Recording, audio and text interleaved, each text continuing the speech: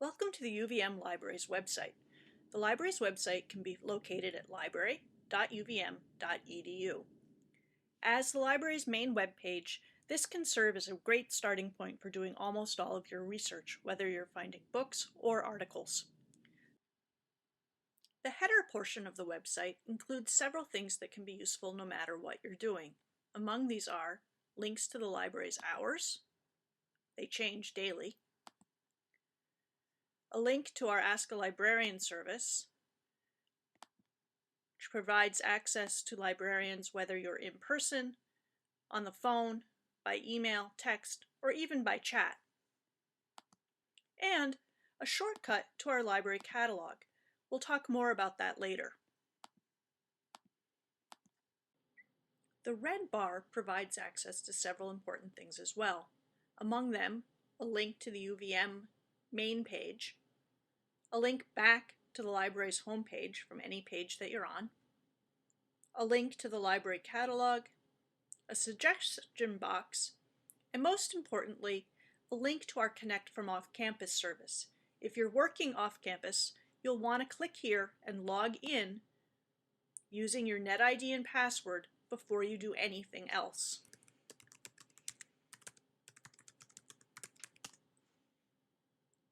This will change the URL on your browser and include the word Easy Proxy. If you don't see the word Easy Proxy in the address bar of your URL, you know that you're not actually logged in for off-campus access. The Find section of the website provides access points for locating a wide variety of information. Among these are Books and More, where you'll find a link to the library's catalog, as well as links to catalogs that take you beyond UVM. WorldCat, for example, will let you locate books and other kinds of materials located in libraries throughout the world. There's a link to Articles and More, which lets you locate databases for locating articles, as well as information about reference sources, image databases, and other things. The eJournal Titles link actually is a list of all of the items that we have for journals that are available online and in print. Course Reserves is where professors put things on reserve for classes. Database Trials are short-term access points for databases that we're having a look at. We also have a link to information about all of our DVDs, new books and videos, and information about UVM theses and dissertations. Another major section here is Articles and More. This is where you'll go when you're looking for articles on any given topic. The General and Multidisciplinary page provides access to databases that can be used for almost any topic. You'll see if you page down that there are very many of them. You'll also see that there are links to ebooks and texts, databases for locating images and sounds, and reference sources.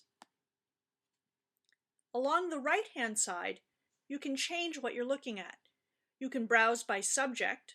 So for example, we could go into history, and you'll see all of the databases that we have there. The first section is article databases. This is followed by ebooks and e-texts, images and sounds, and reference sources. Every subject has a selection of these.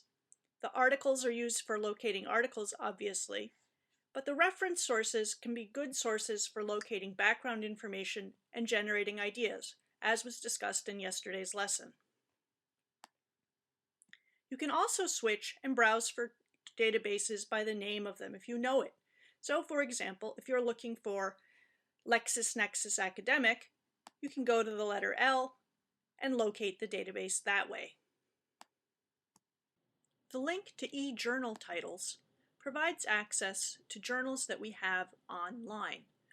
You can sort through them alphabetically by clicking on letters, or you can look for a specific title. For example, American Historical Review. Run that search, and you'll see a list of titles that start with that. I can click on the title, and I'll see more information about where we own that particular journal, that is, what database it's located in, and if we have access to it. By clicking Go, I can see all of the volumes that are associated with that particular point of access. We just started using a new system, so there may be a few glitches. The Services section of our site provides access to information about services as well as some online services. Among the most important of these is the Interlibrary Loan Request Form. Clicking here takes you into a section where you can manually enter the information about an interlibrary loan request. If you've not used the service before, click on First-Time ILLiad Users and register. If you had, you can log in and enter the information about what you want. Interlibrary Loan is a wonderful, free, and fast service, and if you haven't used it before, I highly recommend it. The last section of our website that I want to look at is the section labeled Help. You'll notice the first link there is a link to the Ask a Librarian service that we already talked about. The second link will take you to a list of the names of librarians who work with specific departments at UVM. These librarians can help you out with research in your major. There's a link to a general research guide that provides some information that's similar to things we'll be talking about in class. There are links to research guides by subject, and these can be really helpful when you're starting a project or need advice about where to do research in a particular area. They're organized along broad subject lines, and you can see if we go to the section for history, there are links to specific guides for American history, British history, history of the Holocaust, and for some classes. If I go into the American History Guide, it's organized to give you access to information sources, both print and online, information about where to find articles, finding historical newspapers, etc. All guides are different, but most will have similar sections. For reference sources, look for information labeled background information or encyclopedias and dictionaries as well. Research guides by class are like the research guides by subject, but have been created for specific classes.